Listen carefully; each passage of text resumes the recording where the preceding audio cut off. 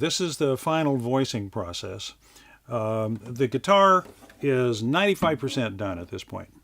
And instead of gluing on the back, I tape it on. Because once you've glued on the back, you got to work through the sound hole, and it's like building a ship in a bottle. You know, there's very little you can do to change how the guitar sounds after the back is glued on. So I tape it on, and when I first decided to try this, I had very little confidence that this would approximate a glue joint. I thought, well, it's there to be tried, so I'll try it. Sure enough, it works like a champ.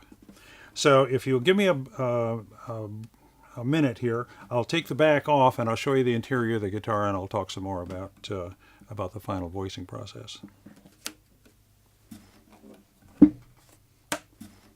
Okay, so I've got the back untaped now. This, by the way, is a Flamenca Negra, and it has a redwood soundboard, that really bright sounding soundboard, and it's got Brazilian rosewood back and sides. The fellow I'm making it for, Dave Borson, happened to have a set of Brazilian that he'd bought 40 years ago, back when normal human beings could afford the stuff.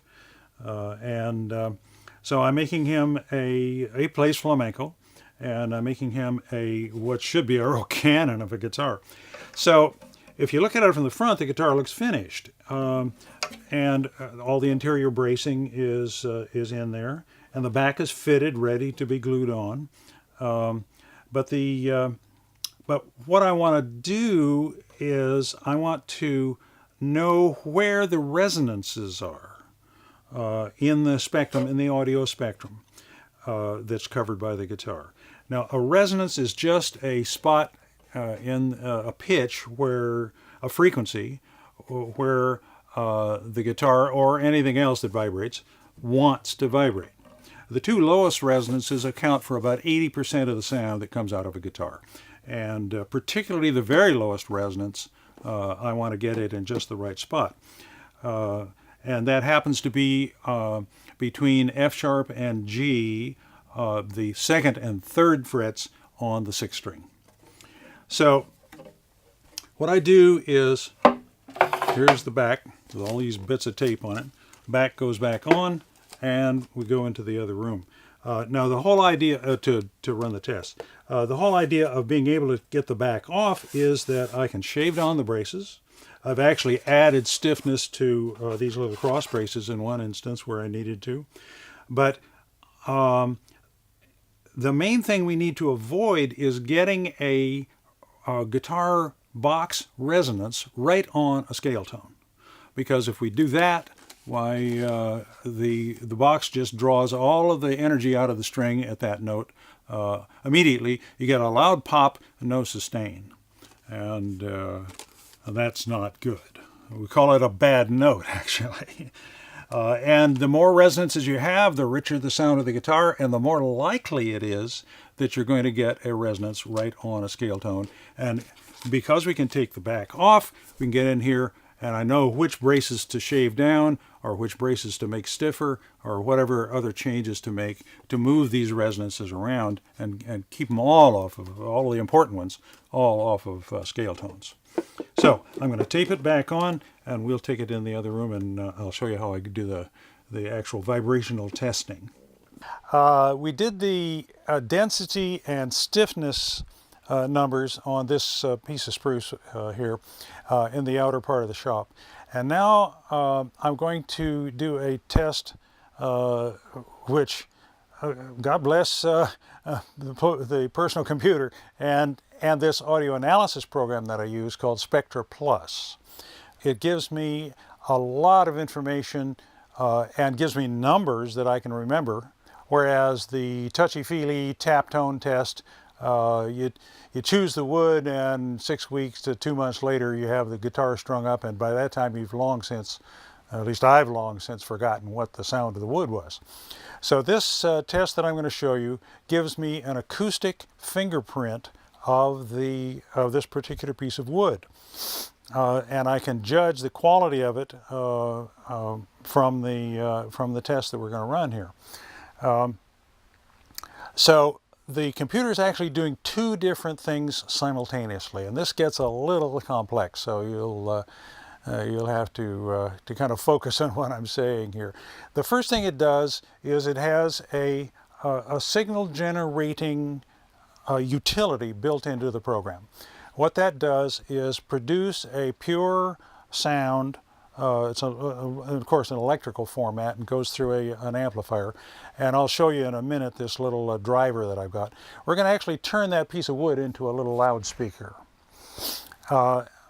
So that tone generator is set to sweep over a spectrum, and the spectrum happens to be from 80 hertz to 1600 hertz. And somewhere around 400 hertz, we're going to get a big resonance in the piece of spruce, and I'm going to demonstrate that by sprinkling a bunch of poppy seeds on it, and we'll see just how it vibrates.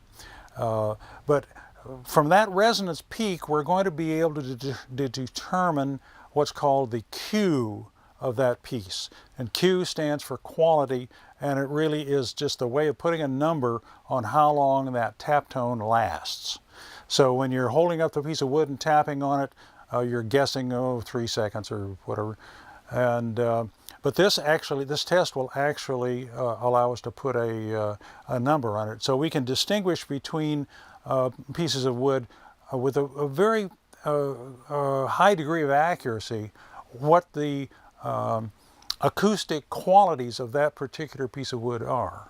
And watch the screen, and you'll see there's a microphone over the piece of wood, and it's feeding back. The computer's listening to what it's doing at the same time. So the computer will be displaying a graph on the screen that shows all of the resonances in that piece of wood. Okay, let's go ahead and start the test, and things will become more obvious after you've watched it.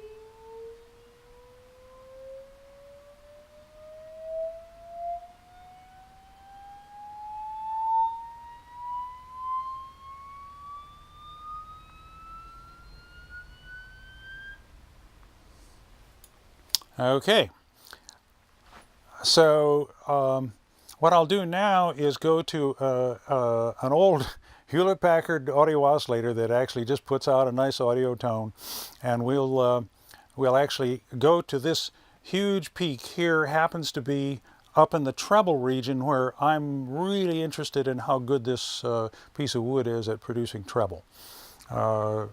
Steel string guitars, guitar makers are always trying to get better bass, and nylon string guitar makers are always trying to get better treble. So we're really interested for my guitars in the ability of this piece of wood to produce treble. So I'll now move over here, and I just would like to have a little bit of explanation of what's going on here. This is a coil stolen from a relay. It's just a coil of wire. And it's connected up to the amplifier over here, which is in turn connected to the computer that's putting out the signal. So what happens that actually causes the piece of wood to vibrate is the coil comes in close proximity to this little rare earth magnet. So as I line up the coil, provided that there. So that's how it actually makes the piece of wood vibrate and causes these poppy seeds to dance all over the place. So that's right at the pitch of this big peak right here, which happens to be 418 hertz, or 418 cycles per second. And I'm going to sprinkle some poppy seeds on the surface, like so.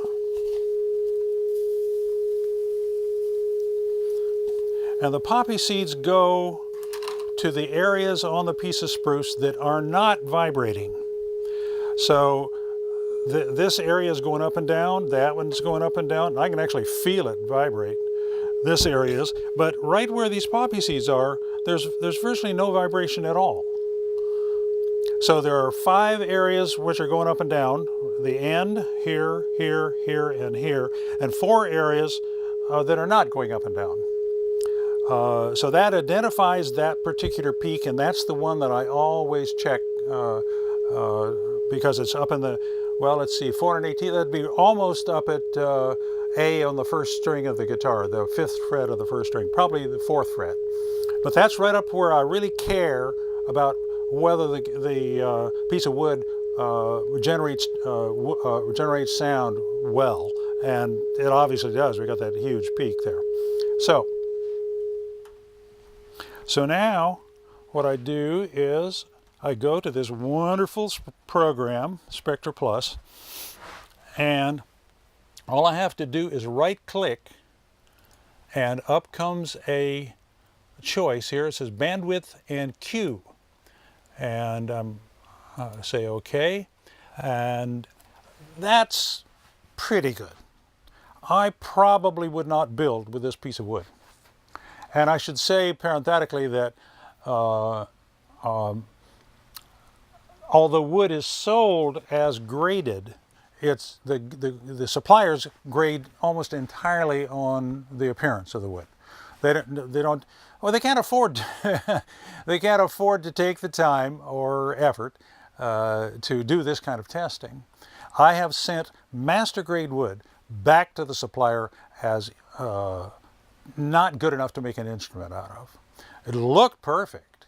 Nice even grain spacing, lovely color, no defects of any kind.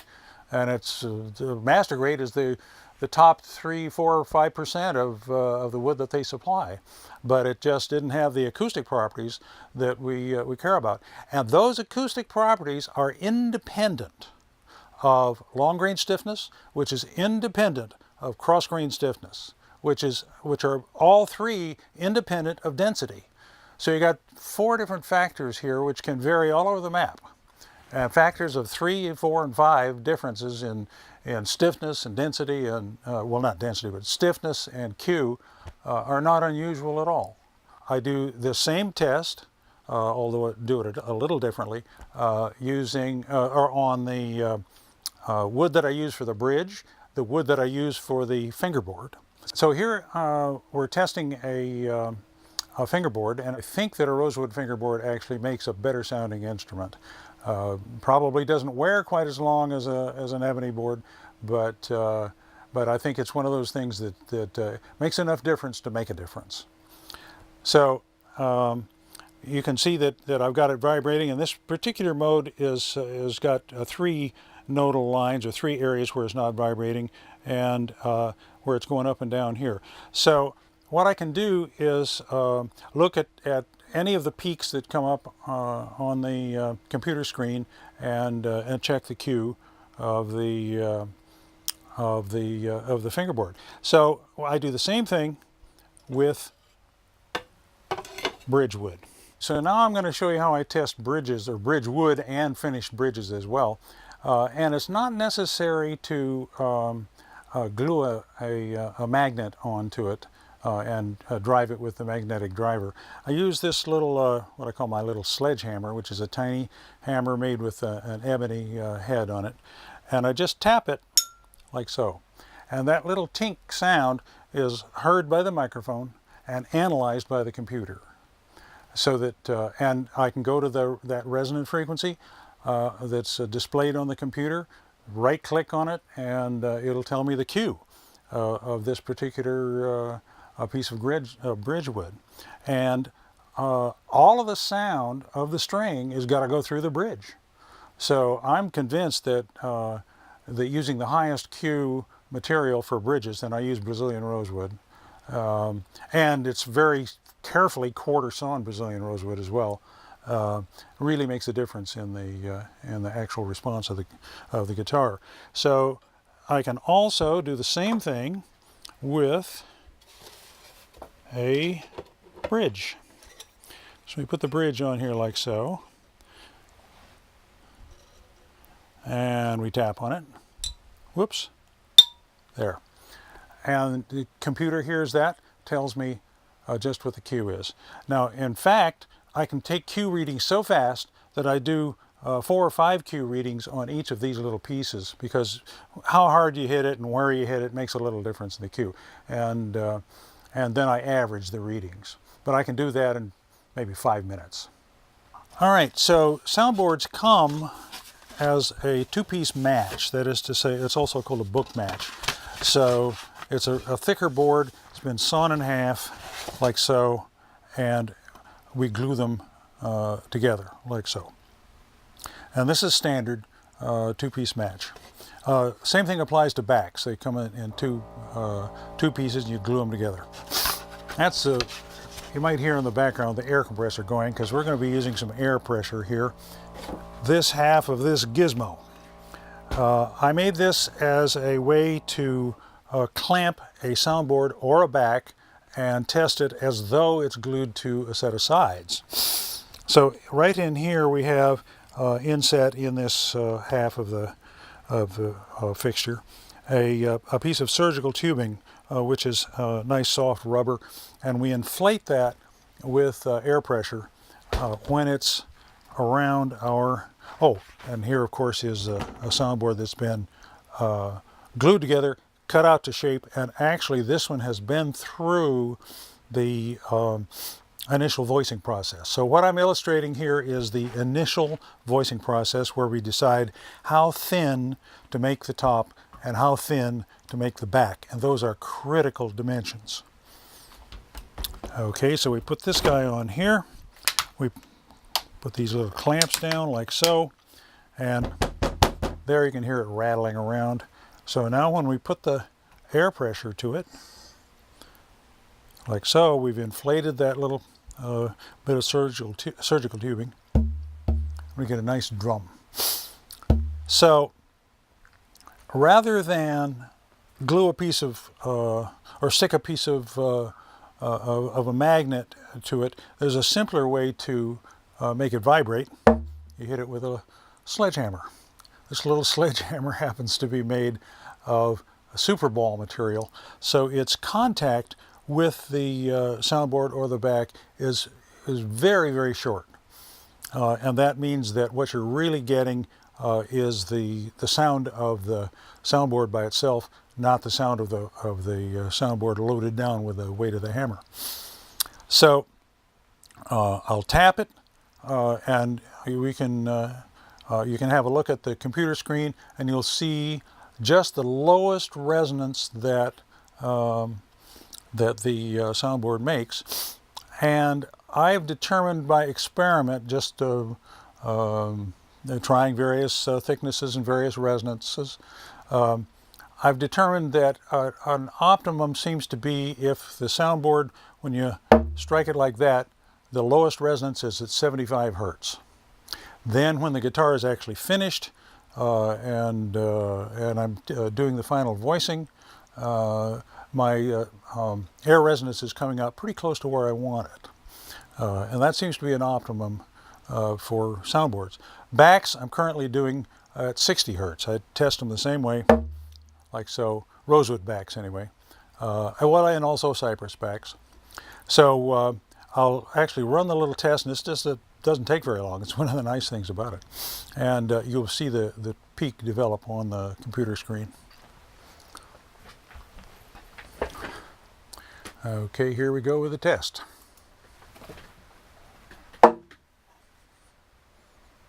And there's our peak. So this happens to be, and I can move my cursor right up here to the top of the peak and left click on it, and it tells me that it's at 76.3. That's close enough. 75 is what I aim for. If I'm plus or minus a hertz, that's close enough.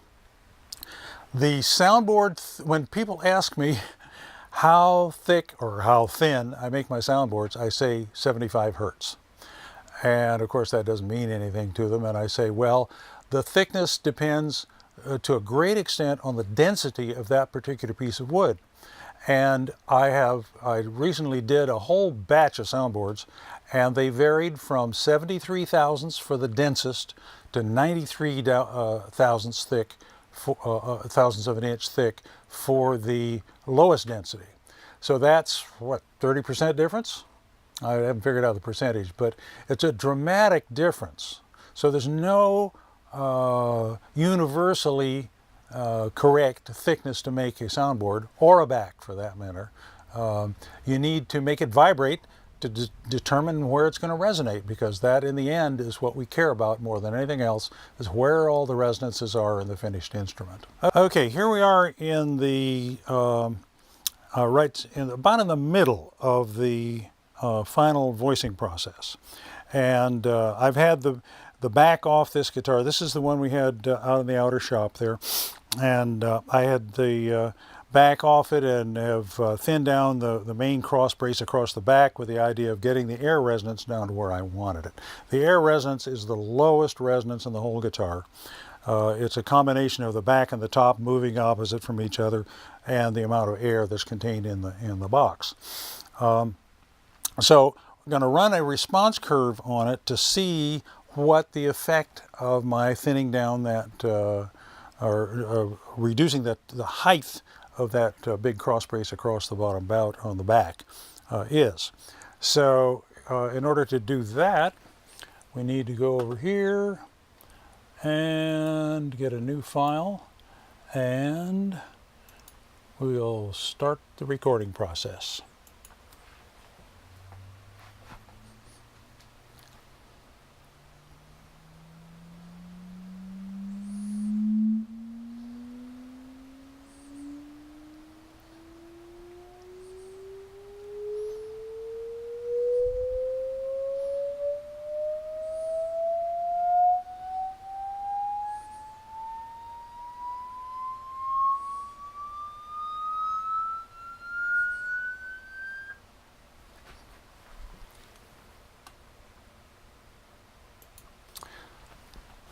So what we've got here is a fingerprint, really, of the tone of this guitar.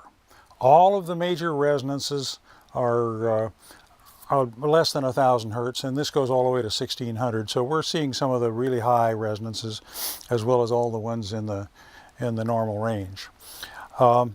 So I've got a printout here of where we started, that is before I did anything to the interior box. I always make the braces a little bit heavier than they need to be, so I've got, I can remove some to change things, change where the resonances come out. And so the red line here is where it was the original response curve when I first taped on the back. Without changing any of the braces or anything. After 5 times having the back off and keeping thinning down that, or reducing the height of that big cross brace on the back, I've got the air resonance down right about where I want it. The blue line is the curve that you just saw, and so that's where I want it. But what we have here is these higher resonances, and I've got across the top here, I have all of the main scale tones that are in the guitar's range, plus some that are higher even. And there are a couple of resonances here that are perilously close to a scale tone. The cross tripole and the long dipole. And these are standard resonances that show up in every guitar. And so and also the monopole is getting really close to that A that's on the second fret of the third string. So and in fact, what's happened is the air resonance has gone down and the monopole has gone up as a result of the work that I've done on that back brace. So what I need to do now, and it'll be the next step in the final voicing process of this guitar, is I'll go in and I'll start thinning down the fan braces, the 5 fan braces that you saw in the earlier part of the video. And I want to bring that blue line down to where it's about halfway between the G sharp and the A. so that the resonance contributes to both those notes, but it doesn't kill either one. So then I'm going to be watching all the while what's happening with these resonances up here, and work down braces until such time as they move far enough away from the scale tones that they don't cause a problem. And I'll be monitoring all the other resonances all the while to make sure that I don't move a resonance down onto a scale tone. So this is really probably the most important thing that I've worked out, because what it does is it takes care of all of the variables that have gone into making this guitar, and does the best job of tuning the box to give the kind of response that we want out of a really excellent sounding instrument.